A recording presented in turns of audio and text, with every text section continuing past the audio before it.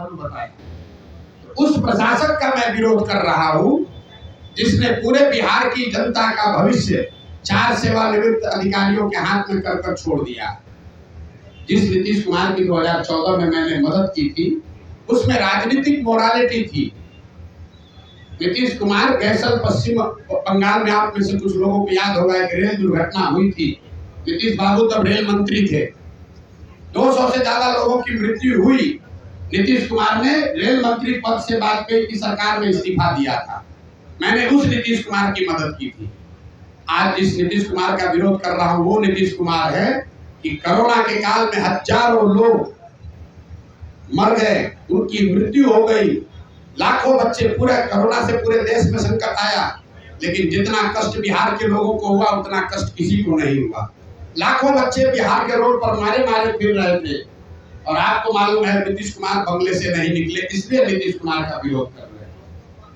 तीसरा, नीतीश कुमार का इसलिए विरोध कर रहे हैं, 2015 में 14 में नीतीश कुमार चुनाव नहीं हारे थे। लोकसभा में उनके दल को चुनाव लोगों ने हराया था, उनके दल को 2 MP मिला था।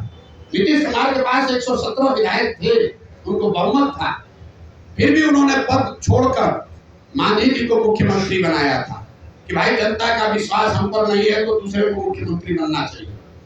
आज उस नीतीश कुमार की मैंने मदद की थी।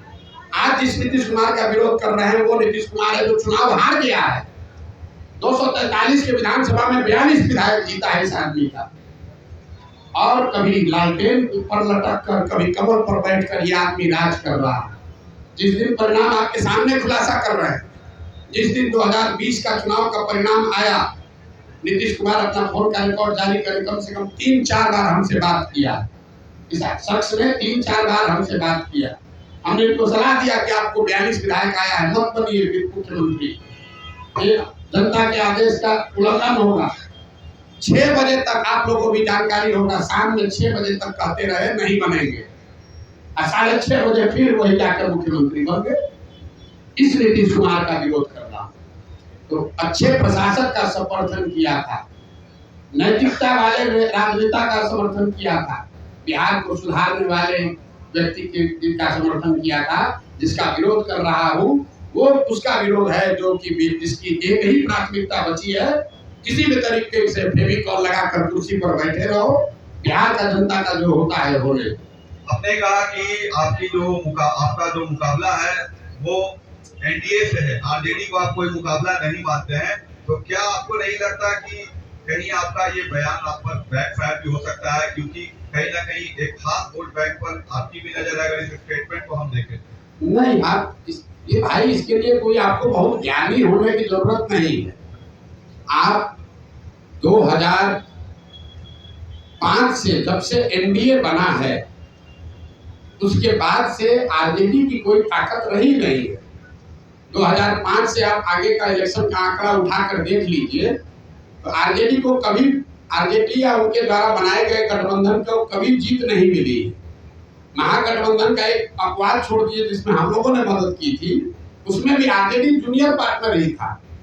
नीतीश जी के चेहरे पर चुनाव लड़ा था, RJD के नाम पर चुनाव नहीं लड़ा गया था। और अभी का लोकसभा का चुनाव देख लीजिए, इस लोकसभा चुनाव में 176 विधानसभा में भाजपा और NDA को बढ़त है। तो हमारा अगर मुकाबला है तो जो 176 में आगे है उससे मुकाबला होगा कि जो 50 सीट में आगे है उससे मुकाबला होगा। तो ये तो हमारे आकलन का विषय नहीं है, ये तो फैक्ट है। किसने कह दिया आपको? भाई ऐसा है, अब अपने हिसाब से कहिएगा।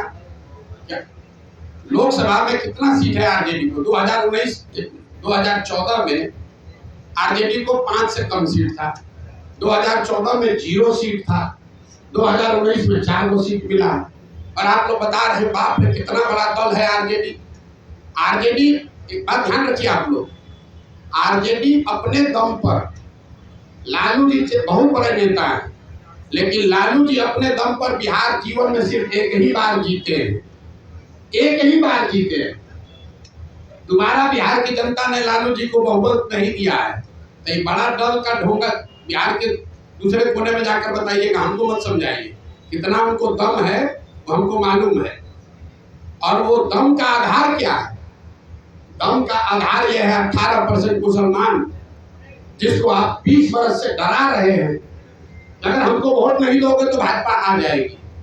आपने मुसलमानों के लिए किया कुछ नहीं, उसको भागीदारी नहीं दी, उसको हिस्सेदारी नहीं दी, उनके बच्चों के पढ़ाई की चिंता नहीं की, उनको लालटेन में किरासन तेल बनाकर जला रहे हो, रोशनी अपने घर में कर रहे हो। उसको अगर हटा दीजिएगा तो कितने लोग बिहार के हैं जो राजनीति के समर्थन में, आप बता दीजिए, आपको ज्यादा जानकारी है।